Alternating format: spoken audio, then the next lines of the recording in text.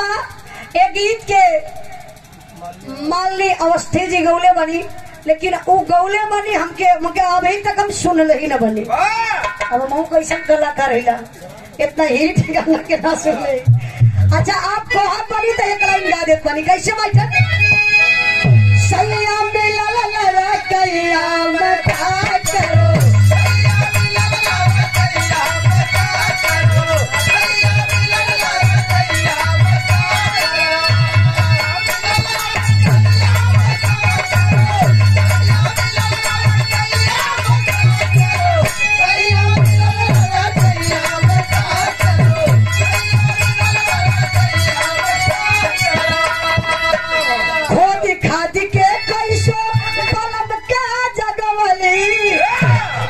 खादी के कंसो पलम के जगवली और जाग गली मैं का करूं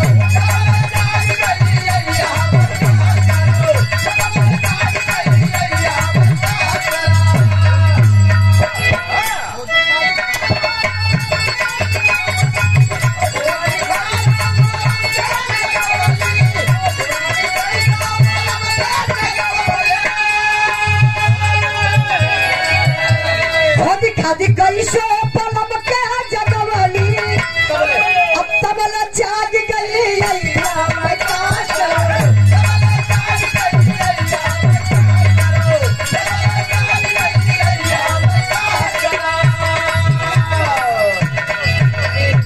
अच्छा 3 लोग है ना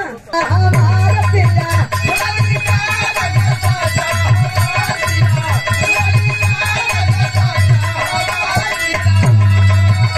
कौन सोनरवा बनाया झुलिया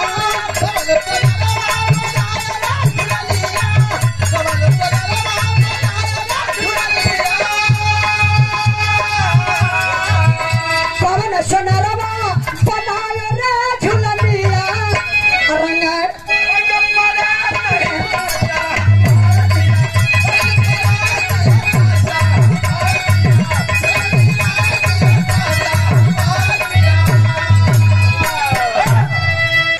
हमारे मास्टर साहब का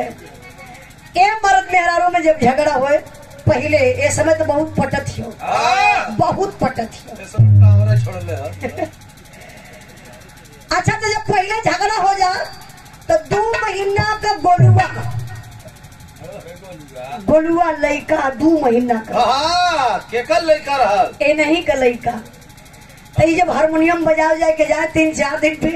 कहा मेहरारू से पटत तो ही न करे अब क दिन खाना के दूसर दे अब ये बेचारू के रहू न जाता सहू न जाता कहा जाए ना बोली तो बोली पहले गोलुआ कहे माई अच्छा गोलुआ का माई का कहे वो 3-3 बजावे जाला बोलब तो ना बोली तो बोली पहले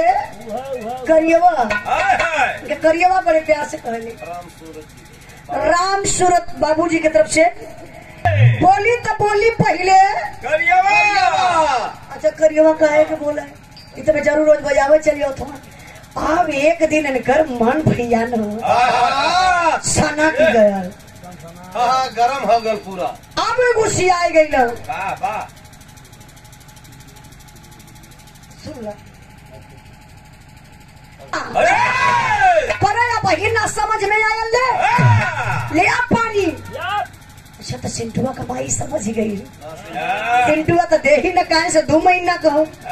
अभी पानी लेके गई सिंटुआ का माई इनके कैसे कहत क्या ए सिंटुआ चावड़ा मार के आई गई ले पी ले इहो बेचारू सोचल कि इहो बहिन उतना गरम है एहू को गुस्सा उतरला पानी धीरे से पी के और धीरे से खटिया पे सुती गई धीरे धीरे 3 ये बजल तेकर मेहरारू आयल देखते कि पूरा खर्राटा ले थो बस दिनम हो इनकर ये हिलाए के पखुरा कल करे सिंटुआ सुतबे करबे बोल कहां बनी उठल अभी समझ गई कि वही नहीं गर्मी कल ये सिंटुआ जो जो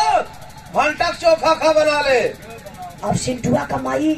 गए खूब बढ़िया से खाना वाना बनाए के जब खियावे के बेलवा आयल तो फिर गुस्से में बा, गुस्सवा में लिया के थरिया ऐसे ढके लेते सिंटुआ ले ले ढके ले। अब सिंटुआ तो 2 महीना का लड़का खाई ना, मास्टर साहब धीरे धीरे ओके खाए लगल। अब खाए के भैया जब सोता का नंबर आयल ना तब तक गजब हो गया। यार सिंटुआ का माई, यार सिंटुआ का पापा, यार बिचवा में सिंटुआ। अब का हुई, अब मेहरारू के ठेले शुरू कैले कहले सिंटुआ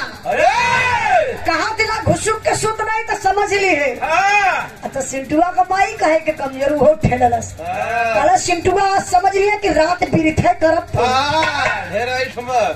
अब वही लड़का के खींचा तानी में पकड़ धर शुरू हो गया। देख बोल चाली हो गई, बोल चाली भई। लेकिन एक दिन पहले के बाद जब मेहरारू आई के अपने पड़ोसन से कहत बा